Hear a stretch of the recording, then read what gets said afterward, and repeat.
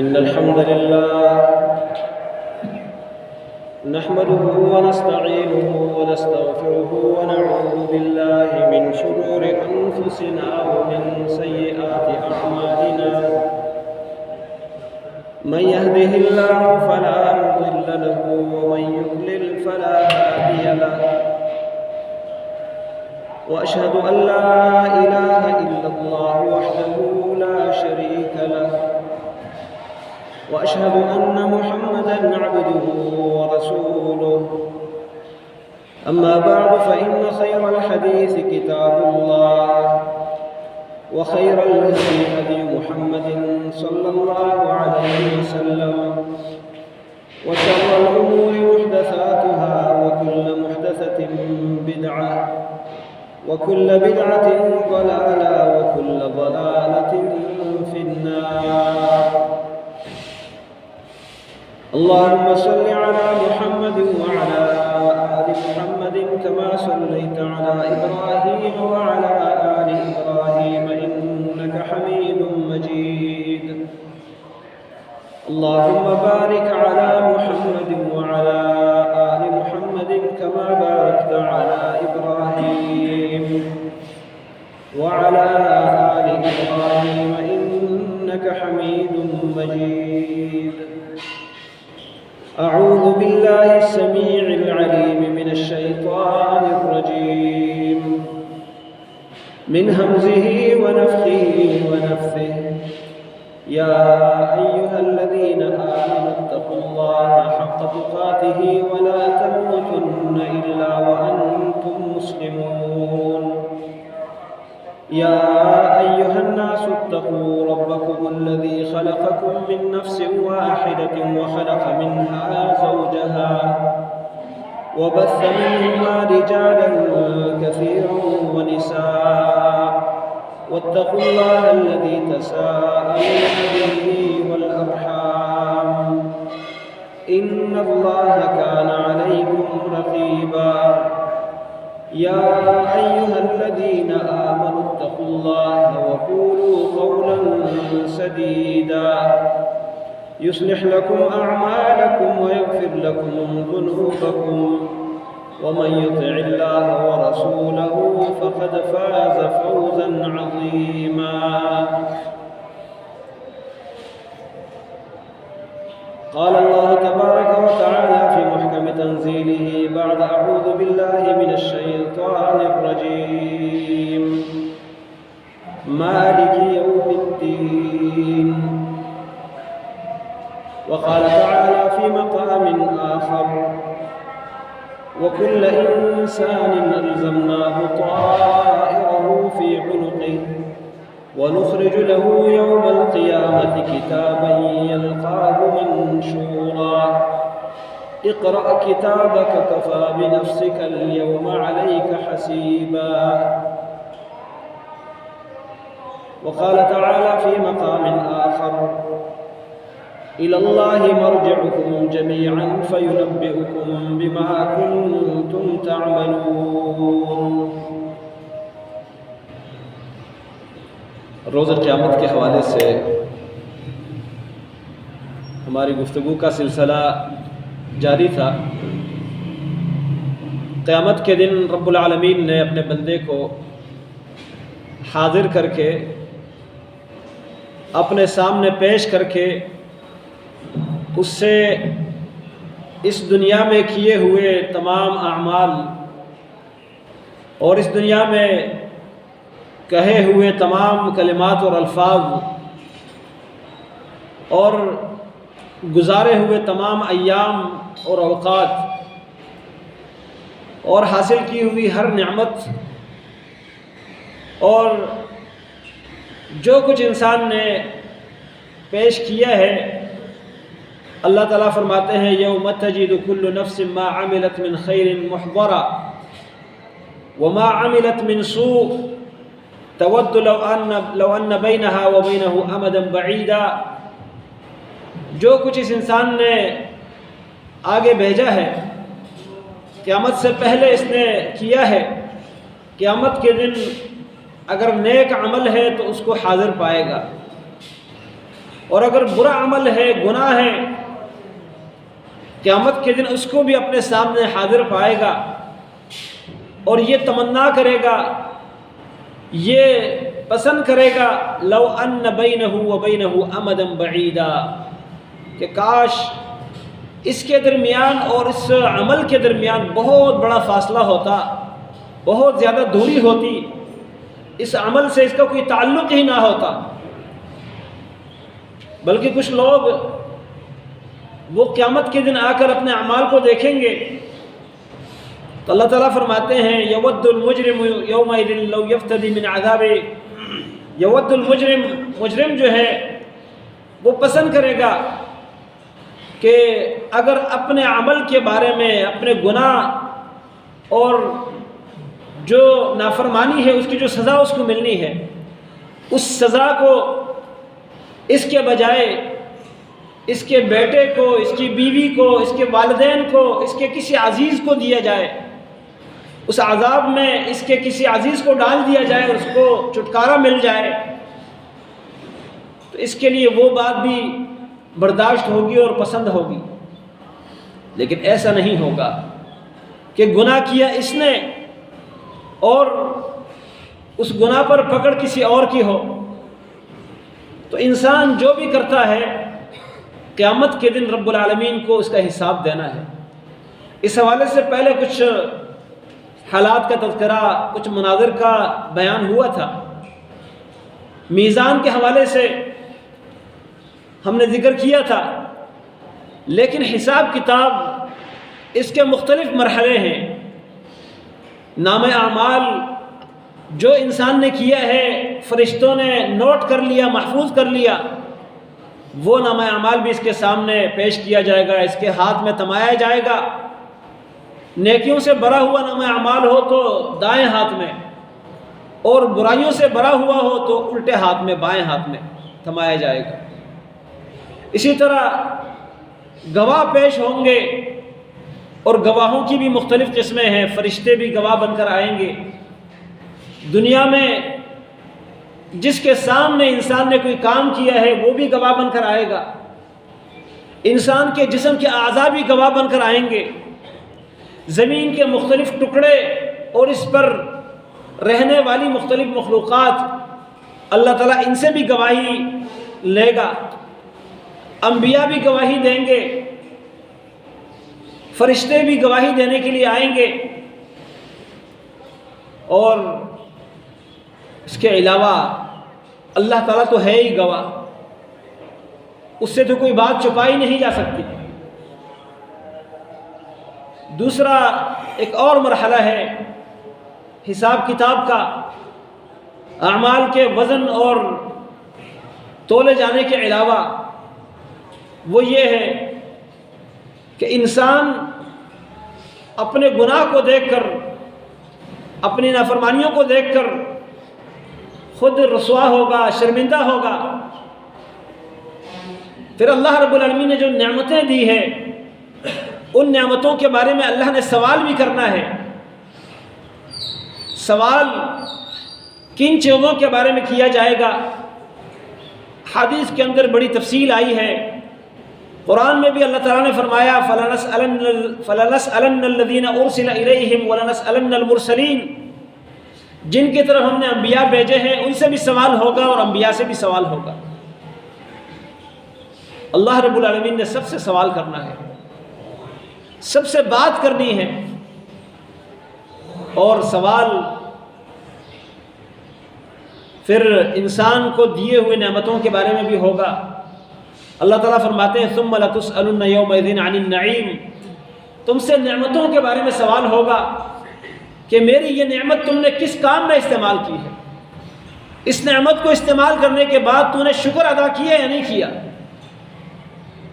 رسول اللہ صلی اللہ علیہ وسلم بھوک کے ستائے ہوئے، شدید بھوک کی وجہ سے دوپہر کا وقت ہے، لوگ اپنے گھروں میں آرام کر رہے ہیں، لیکن آپ صلی اللہ علیہ وسلم بھوک کی وجہ سے سو نہیں پا رہے۔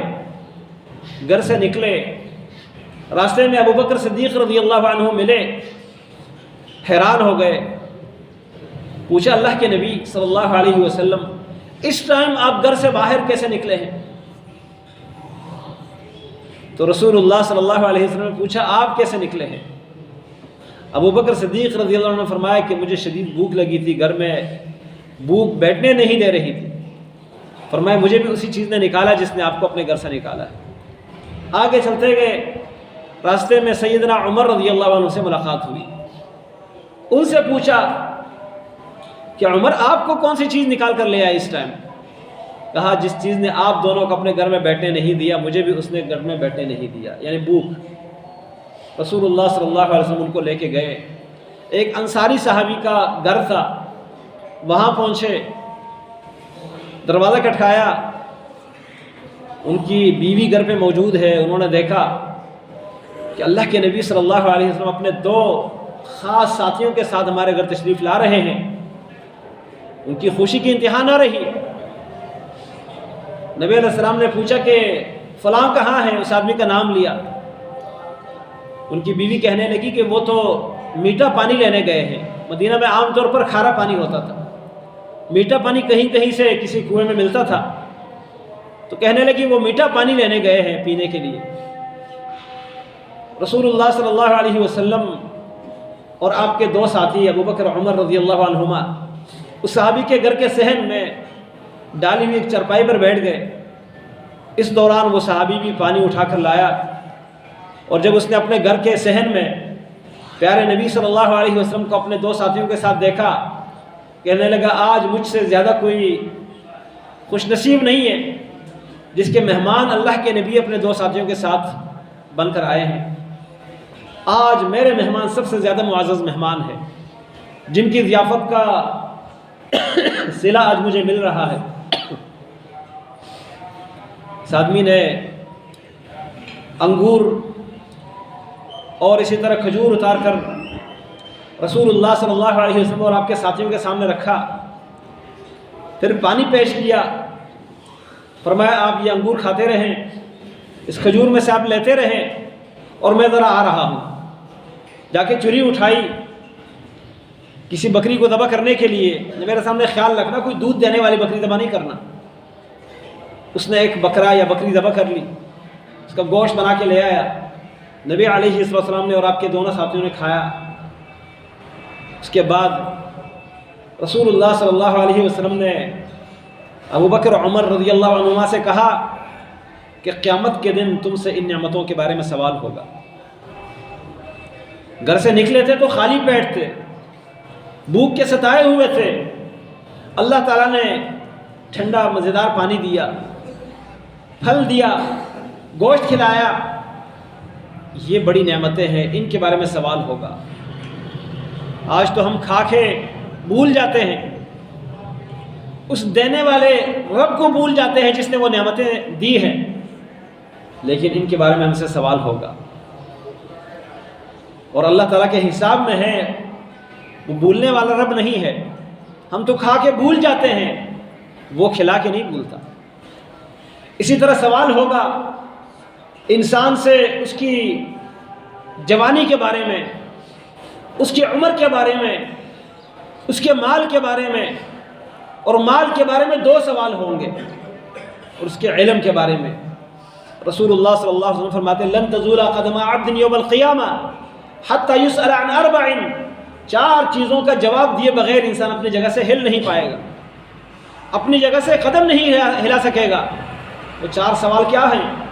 فرمایا عن عمرہ فیما افناہ، اللہ تعالیٰ پوچھے گا میں نے عمر دی تھی، اور عمر اولم نعمرکم ما یتذکر فیہ من تذکر وجاءکم النذیر، ایسی عمر جس میں نصیحت لینے والا نصیحت لے سکتا تھا، اور تمہارے پاس ڈرانے والے بھی آئے تھے، انبیاء آئے تھے، اللہ کی کتابیں آئی تھی، علماء آئے تھے، وعظ نصیحت کرنے والے، اللہ کے عذاب سے ڈرانے والے، بالوں میں سفیدی لگ گئی تھی، اللہ تعالیٰ کی قدرت کی مختلف نشانیاں نظر آئی تھی، یہ بیماریاں، یہ بڑھاپا، یہ ساری نذیر ہے، ڈرانے والی چیزیں ہیں، یہ ساری چیزیں آئی تھی۔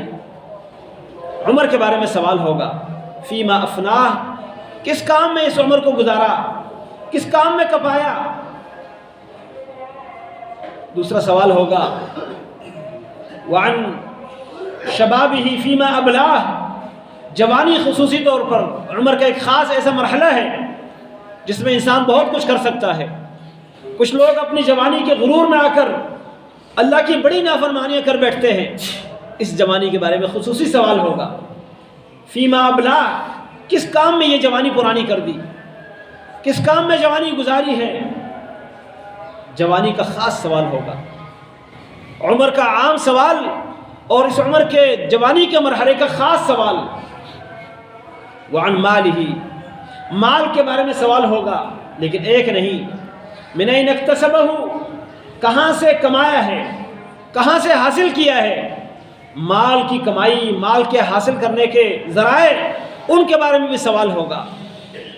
اور صرف ذرائع کمانے کے نہیں، حاصل کرنے کے نہیں، وفیما انفقہ، خرچ کرنے کے راستے، کس کام میں لگایا، کہاں سے کمایا اور کس کام میں لگایا، یہ سوال بھی ہوگا۔ مال کے بارے میں سوال بھی بڑا خطرناک ہے۔ جس کے پاس مال جتنا زیادہ ہوگا اتنا ہی اس کا ٹائم لگے گا حساب کتاب میں۔ حدیث میں یہ بات بھی آئی ہے، جو غریب مسکین لوگ ہیں وہ مالداروں سے 500 سال پہلے جنت میں جائیں گے اگر ایمان والے ہیں، اس لیے کہ ان کا حساب کتاب بڑا لمبا ہوگا۔ ہاں، جس نے اپنا مال خیر کے راستوں میں لگایا ہوگا، اللہ کے راستے میں خرچ کیا ہوگا، مال اللہ نے دیا، اس کے ساتھ خرچ کرنے کی توفیق بھی دی، پھر اس آدمی کا حساب آسان ہوگا۔ لیکن مال جتنا زیادہ ہوگا، عمومی طور پر مالدار آدمی کا حساب اتنا ہی زیادہ لمبا ہوگا، زیادہ سخت ہوگا۔ لیکن یہ دو سوال اہم ہے کہ مال کمایا کیسے، حاصل کیسے کیا ہے۔ اب یہ ہم میں سے ہر ایک سے سوال ہوگا۔ جس کے پاس کم مال ہے اس کم کو کیسے حاصل کیا، جس کے پاس زیادہ ہے اس زیادہ کو کیسے حاصل کیا، یہ سوال۔ اور اس دوسرا سوال، خرچ کیسے کیا ہے۔ کسی گناہ کے کام میں، کسی اسراف کے کام میں، گناہ کے کام میں خرچ کیا جانے والا 1 روپیہ بھی تبذیر ہے۔ نشے میں، اللہ کی نافرمانی میں، کسی کے ساتھ گناہ کے کام میں تعاون میں، اللہ کے نام پہ خرچ کر کے دکھلاوا کیا، یہ سارے خرچ کرنے کے مختلف انداز اور طریقے ہیں، ان کے بارے میں سوال ہوگا۔ اور ایک بڑا اہم سوال وہ علم کے بارے میں ہوگا۔ وعن علمہ ماذا عمل فیہ، علم کتنا تھا، اس میں عمل کتنا کیا ہے۔ جو علم آیا تھا اس پر عمل کتنا تھا۔ جس کے پاس جتنا علم ہوگا اتنا ہی اس کا حساب کتاب مشکل ہوگا۔ اللہ تعالیٰ ہمارے لیے آسان فرمائے۔ علم کتنا ہے، آج علم ہم سب کے پاس ہے، اور علم کا مطلب یہ نہیں ہے کہ کسی مدرسے سے سند لے کے فارغ ہو جائے۔ آپ کو یہ پتہ چل جائے کہ یہ کام حرام ہے، اس کا علم آپ کے پاس آیا۔ آپ کو یہ معلوم ہو جائے کہ یہ میرے پاس کسی کا حق ہے اور ادا نہیں کر رہے، یہ آپ کے پاس علم آیا، آپ نے عمل نہیں کیا۔ آپ کو یہ معلوم ہوا کہ یہ میرے لیے جائز نہیں ہے، آپ نے کر لیا، یہ علم آیا اور آپ نے اس پر عمل نہیں کیا۔ اور یہ ہم سب جانتے ہیں میرے اوپر کس کا کیا حق ہے، کیا واجب ہے، اللہ کی طرف سے کیا ذمہ داریاں ہیں، کس وقت مجھے کیا کرنا ہے، سب ہمیں معلوم ہے۔ سال گزر گیا، مال موجود ہے، اس پر زکوٰۃ فرض ہے، یہ سب کو معلوم ہے۔ کتنے مال میں کتنا دینا چاہیے تقریباً یہ سب کو معلوم ہے۔ نماز کس کس وقت کتنے رکھتے ہیں یہ ہم سب کو معلوم ہے۔ نہیں پڑھتے تو مجرم ہیں۔ نماز پڑھنے کے لیے کیا کیا شرائط ہیں، پورا نہیں کرتے تو یہ ہمارے اوپر حق رہ گیا ہے اللہ کا۔ کسی عزیز کا، کسی پڑوسی کا، کسی رشتہ دار کا، ماں باپ کا، اولاد کا، بیوی کا، شوہر کا کیا حق ہے ہم جانتے ہیں، ادا نہیں کرتے ہم سے سوال ہوگا۔ اسی طرح حج کا موسم ہے، داخلے جاری ہے، لوگ حج کے لیے جا رہے ہیں، میرے پاس مال ہے، میں پہنچ سکتا ہوں، جا سکتا ہوں، اخراجات کو برداشت کر سکتا ہوں، نہیں کر رہا، مجھے معلوم ہے کہ یہ میرے اوپر فرض ہے، میں کوتاہی کر رہا ہوں، اس کے بارے میں سوال ہوگا۔ رمضان کا مہینہ آیا، مجھ پر اس کے روزے فرض ہیں، روزے میں کیا کیا کام ایسے ہیں جن سے بچنا ہے، یہ مجھے معلوم ہے، نہیں بچتا تو اس کے بارے میں جواب دینا ہوگا۔ وَعَنْ عِلْمِهِ مَاذَا عَمِلَ فِيهِ، علم کے بارے میں سوال ہوگا۔ اسی طرح اس کے بعد ایک مرحلہ وہ آئے گا کہ مخلوقات کا آپس میں حساب کتاب۔ رسول اللہ صلی اللہ علیہ وسلم فرماتے ہیں کہ تم جانتے ہو مفلس کون ہے؟ کنگلا، قلاش، جس کے پاس کچھ نہ ہو، تمہیں پتہ ہے کون ہے؟ صحابہ کرام نے فرمایا من لا دینار لہ ولا درہم، جس کے پاس دینار درہم نہ ہو، روپے پیسہ نہ ہو، وہ قلاش اور کنگلا ہے، وہ غریب اور مسکین ہے۔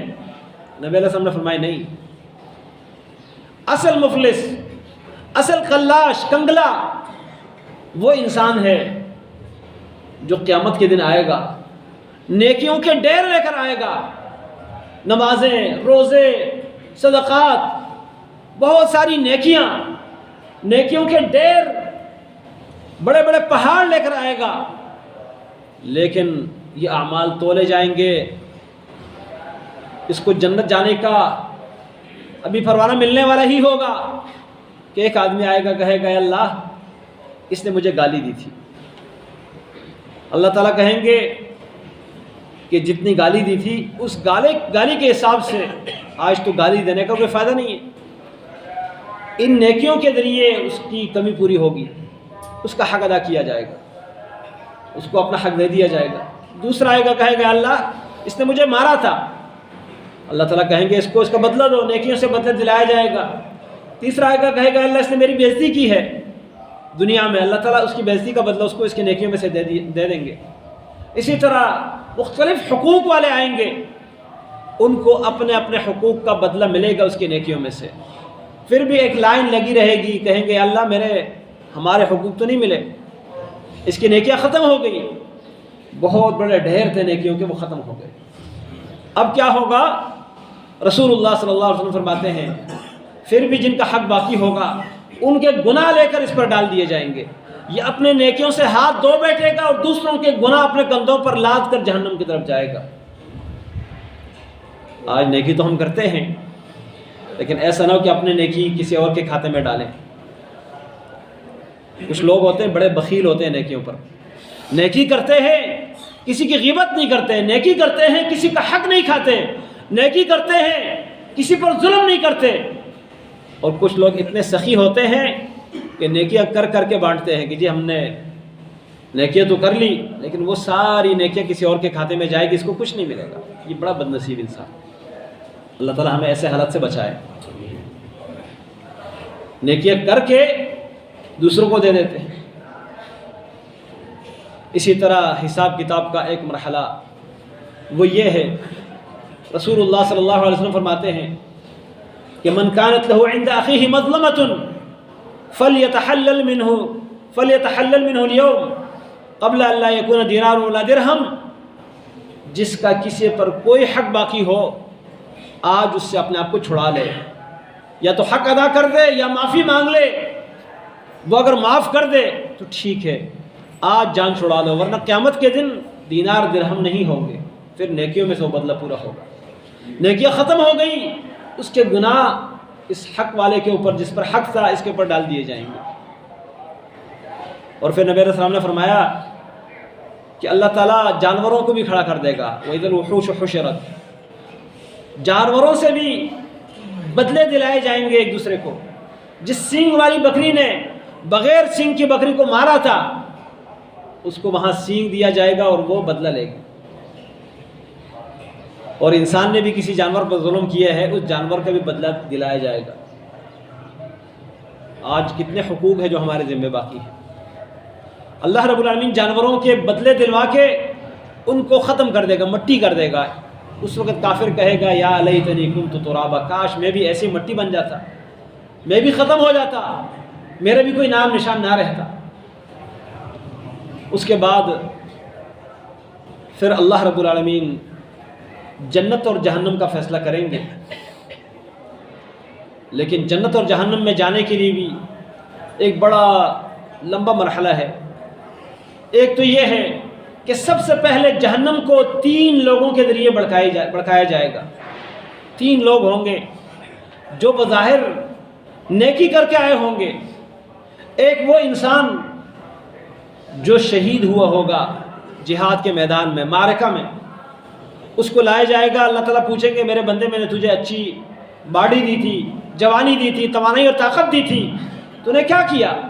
وہ کہے گا اللہ میں اور کیا کرتا، میں اپنی جان لے کے تیرے راستے میں نکلا تھا اور تیرے دین کے دشمنوں سے لڑتا رہا یہاں تک کہ میدان معرکہ میں شہید ہو گیا تیرے نام پر، میں اور کیا کرتا؟ اللہ تعالیٰ کہیں گے تو جھوٹ بولتا ہے، تو میرے لیے نہیں لڑتا، تو نے جو لڑائی کی ہے جہاد کے میدان میں گئے تھے، اس لیے گئے تھے کہ تجھے نام مل جائے، تو نام کمانے کے لیے گئے تھے تاکہ تجھے شہید کہا جائے، اس شہادت کے نام کمانے کے لیے تم گئے تھے، آج میرے پاس تیرا کوئی بدلہ نہیں۔ اس کو جہنم کے اندر ڈال دیا جائے گا اور جہنم کو اس کے ذریعے بھڑکایا جائے گا۔ بہت اونچا مقام ہے شہید کا، لیکن نیت خالص نہ ہو تو پھر انجام یہ ہوگا۔ اللہ تعالیٰ ہمیں عافیت میں رکھے۔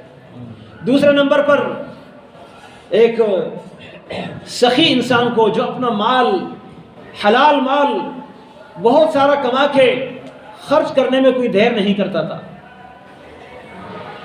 اس کو بلائے گا، اللہ تعالیٰ پوچھے گا میرے بندے میں نے تجھے مال دیا تھا، تو نے کیا کیا؟ وہ کہے گا اللہ مال دیا تو تیرے راستہ میں خرچ کیا ہے، میں نے خیر کا کوئی راستہ نہیں چھوڑا جس نے مال خرچ نہ کیا ہو۔ اللہ تعالیٰ کہیں گے تو جھوٹ بولتا ہے، تو نے مال میرے لیے نہیں خرچ کیا، تو نے اس لیے کیا کہ تجھے سخی کہا جائے، تیری تعریف اور شہرت ہو، تو نے نام کمانے کے لیے مال خرچ کیا تھا، اس کو بھی جہنم کے اندر دھکیل دیا جائے گا اور جہنم کو اس کے ذریعے بھڑکایا جائے گا۔ آج ہم خرچ تو کرتے ہیں لیکن اپنی نیت کو بھی چیک کرنا چاہیے، اور خرچ کرنے والے لوگ بھی بہت کم ہیں، جو کرتے ہیں ان کو اپنی نیت کا جائزہ پہلے لینا چاہیے۔ اسی طرح ایک اور شخص جو قرآن پڑھا ہوا، قرآن کا عالم ہوگا، عالم کو بلایا جائے گا، کہے گا میں نے تجھے جوانی دی تھی، صحت تندرستی دی تھی، تو نے کیا کیا ہے؟ وہ کہے گا یا اللہ میں نے تیرا دین سیکھا تھا، علم حاصل کیا تھا، تیری کتاب پڑھی تھی اور لوگوں تک وہ علم پہنچایا تھا۔ اللہ تعالیٰ کہیں گے تو جھوٹ بولتا ہے، یہ کام تو نے میرے لیے نہیں کیا، تو نے اس لیے کیا کہ تجھے عالم کہا جائے، قاری کہا جائے، تو نے نام کمانے کے لیے کیا تھا، آج میرے پاس تیرے لیے کوئی بدلہ نہیں، اس کو بھی جہنم کے اندر دھکیل دیا جائے گا۔ یہ بہت خوفناک حدیث ہے ہم سب کے لیے۔ بہت بڑے اعمال، علم بہت بڑا مرتبہ ہے، علم کا، سخاوت کا بہت بڑا مرتبہ ہے، شہادت کا بہت اونچا مقام ہے، لیکن اگر نیت خالص نہ ہو، اللہ کی رضا کی خاطر یہ کام نہ کیے جائے تو اللہ کے ہاں بدلہ ملنے کے بجائے جہنم کی سزا ملے گی۔ ان تینوں کے ذریعے جہنم کو بھڑکایا جائے گا۔ اس کے بعد جہنم کے اوپر ایک پل جو ہے وہ لگایا جائے گا، جو جہنمی ہیں، کافر ہیں، ان کو تو جہنم کے اندر بھیج دیا جائے گا، اور وہ بھی ایک تفصیلی حالات ہیں، لیکن اختصار کے ساتھ میں بات کرتا ہوں کہ جو کافر ہیں ان کو جہنم کے اندر بھوکے پیاسے، وَنَحْشُرُ الْمُجْرِمِينَ إِلَى جَهَنَّمَ وِرْدًا، پیاسے جہنم کی طرف اسی طرح ان کو لے جایا جائے گا۔ يَوْمَ يُدَعُّونَ إِلَى نَارِ جَهَنَّمَ دَعًّا، جہنم کی آگ کی طرف دھکیل کے لے جایا جائے گا۔ یہ خوشی سے تو نہیں جائیں گے، ان کو دھکیل کر لے جایا جائے گا اور زنجیروں کے اندر جکڑ کے ان کو جہنم کے اندر ڈال دیا جائے گا۔ اس کے اوپر پھر ایک پل لگایا جائے گا، اس پل پر سے مسلمان گزریں گے، مومن گزریں گے۔ جہنمی جو جہنم میں پہلے جانے والے تھے کافر، وہ نہیں، جو مسلمان ہیں وہ اس پل پر سے گزریں گے۔ وہ پل انتہائی سلپ ہونے والا، پھسلن والا ہوگا، انتہائی باریک ہوگا، اور اس پر سے گزرتے ہوئے دائیں بائیں کنڈے لگے ہوں گے۔ نبی علیہ السلام نے فرمایا جس طرح سعدان نام کا ایک کانٹا ہے، 3 کونوں والا کانٹا، اسی طرح کے کانٹے ہوں گے، ایک کونے سے بچے گا انسان، دوسرا کونا ٹچ ہوگا۔ پھر امانت یہ آ کر کھڑی ہو جائے گی پل کے اوپر، صلہ رحمی یہ آ کر کھڑی ہو جائے گی پل کے اوپر، اور یہ ساری چیزیں کنڈوں کے شکل میں آ کر جو وہاں سے گزرے گا، جس کے اعمال میں جو کوتاہی ہوگی اس کے مطابق اس کو کنڈے لگیں گے۔ کبھی کنڈے میں پھنستا بچ جائے گا، کبھی جسم کو خراش لگتے ہوئے یہ نکل جائے گا، کبھی کنڈا اس کو پکڑ کر نیچے جہنم کے اندر گرا دے گا۔ اور کبھی ایسا ہوگا کہ انسان گرتے گرتے بچ جائے گا، لیکن اپنے عمل کے مطابق اس پل پر سے گزرنا ہوگا۔ وَإِن مِّنكُمْ إِلَّا وَارِدُهَا كَانَ عَلَى رَبِّكَ حَتْمًا مَّقْضِيًّا۔ اللہ تعالیٰ فرماتے ہیں تم میں سے سب نے اس کے اوپر سے گزرنا ہے، جہنم کے اوپر سے، یہ رب پر ایک لازمی ہونے والا فیصلہ ہے۔ پھر جہنم کے اندر گرائے جانے والے مسلمان بدعملیوں کی وجہ سے گر جائیں گے، اور بچ جانے والے کچھ ڈرتے بچتے، گرتے ہوئے بچتے ہوئے گرنے سے بچ جائیں گے اور نکل جائیں گے، اور کچھ ایسے ہوں گے جو بالکل محفوظ ہو کر بچ جائیں گے۔ نبی علیہ السلام فرماتے ہیں اتنا خوفناک عالم ہوگا کہ انبیاء جو ہیں وہ دعا کریں گے، باقی کسی کو بولنے کی ہمت نہیں ہوگی، اور انبیاء کی دعا کیا ہوگی؟ اللہم سلم اللہم سلم، یا اللہ مجھے بچا دے، یا اللہ مجھے بچا دے۔ پل کے اوپر سے گزرنے کے بعد جن کو جنت میں داخلے کی سرٹیفکیٹ مل جائے گی اور اجازت نامہ پروانہ مل جائے گا، وہ پھر بھی جنت میں جا نہیں پائیں گے۔ ان کو ایک چھوٹے سے پلیے کے اوپر روک دیا جائے گا۔ نبی علیہ السلام فرماتے ہیں جنتی جو ہیں وہ ایک قنطرہ پلیہ، چھوٹا سا پل ہوگا، اس کے اوپر ان کو روک دیا جائے گا۔ ان کو کہا جائے گا جنت ابھی نہیں جا سکتے تم، اس لیے کہ جنت پاکیزہ لوگوں کی جگہ ہے، اور جس کے دل میں ذرا برابر میل ہو کسی کے لیے، اس کو بھی جنت میں آنے کی اجازت نہیں ہے۔ وہاں پر پھر کیا ہوگا؟ پھر بدلے دلوائے جائیں گے۔ کسی نے کسی کو دنیا میں کوئی اذیت پہنچائی ہے، کوئی حق لیا ہے، کوئی دکھ پہنچایا ہے، وہاں بدلے دلوائے جائیں گے۔ نبی علیہ السلام فرماتے ہیں حتی اذا نقوا وہذبوا، یہاں تک کہ یہ صاف کر دیے جائیں اور جنت میں داخلے کے لیے بالکل ریگمال ہو جائیں۔ ریگمال سمجھتے ہیں کہ اس کا زنگ مکمل اتر جائے، دل کے اندر کسی کے لیے کوئی کدورت، کوئی حسد، کوئی کینہ نہ رہے، یعنی اتنی بات بھی نہ رہے کہ اس کو یہ اتنا بڑا مقام کیوں ملا ہے، یہ بات بھی کسی کے دل میں نہ رہے، اس کو اتنی خوبصورت جو جگہ ہے یہ کیوں ملی ہے، یہ کسی کے دل میں حسد نہیں رہے۔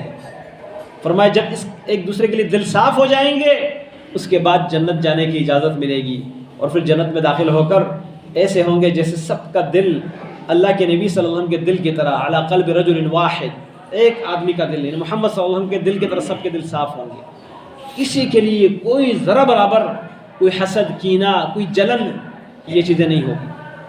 اور پھر وہاں پر بھائی بھائی بن کر وَنَزَعْنَا مَا فِي صُدُورِهِم مِّن غِلٍّ، اللہ تعالیٰ فرماتے ہیں ان کے دلوں میں جو کینہ ہوگا وہ ہم نکال باہر کر دیں گے۔ اخواناً، بھائی بھائی بن کر ہوں گے، عَلَى سُرُرٍ مُتَقَابِلِينَ، صوفوں کے اوپر ایک دوسرے کے آمنے سامنے بیٹھے ہوں گے، اور پھر جنت کی نعمتوں کو لوٹتے رہیں گے، وہاں حاصل کرتے رہیں گے۔ اللہ تعالیٰ ہمیں جنت میں داخل ہونے والے بنا دے، جہنم سے بچا دے۔ جہنم میں جو عذاب کی شکلیں ہوں گی، اللہ نے کہیں موقع دیا تو انشاءاللہ بیان کریں گے تاکہ ہم اس سے ڈریں، اس سے بچنے کی کوشش کریں، اور جنت میں لے جانے والے جو اعمال ہیں انشاءاللہ ان کا بھی تذکرہ کبھی اللہ نے موقع دیا تو بیان کریں گے۔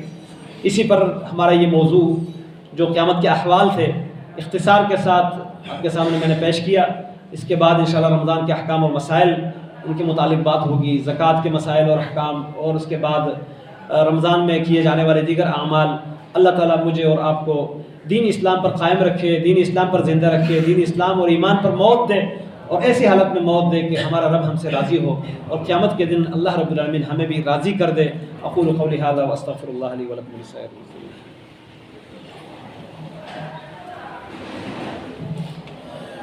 ان الحمد لله نحمده ونستعينه ونستغفره ونعوذ بالله من شرور انفسنا ومن سيئات اعمالنا، من يهده الله فلا مضل له ومن يضلل فلا هادي له، واشهد ان لا اله الا الله وحده لا شريك له، واشهد ان محمدا عبده ورسوله۔